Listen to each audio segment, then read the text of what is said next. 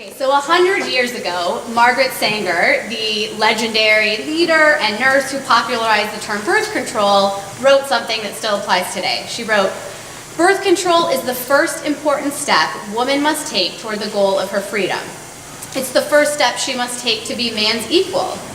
It's the first step they must both take toward human emancipation." So at that time, legislators not only refused to legalize contraception, they also refused to legalize the distribution of information about contraception.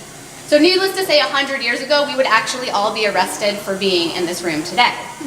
So, clearly we do not want to go back in time to that period. And I'm just here to say that we won't go back because we can't go back.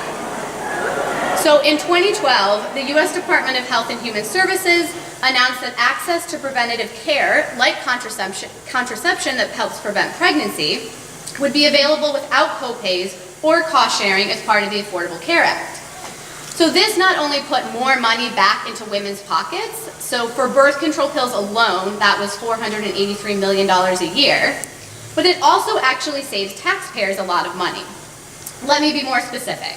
So here in Rhode Island, in 2010, 70% of unplanned births were publicly funded. $27.5 million was paid by the state to support those unplanned pregnancies, $48.7 by the federal government. Now also in 2010, the state of Rhode Island spent just $113,000 for family planning services, and the federal government invested $3.5 million here. So by helping avert those unintended pregnancies 8 years ago, publicly funded family planning services in Rhode Island helped save the federal and state governments $51.8 million. So that's a relatively small investment by both the state and federal governments in order to yield even more savings than was paid out.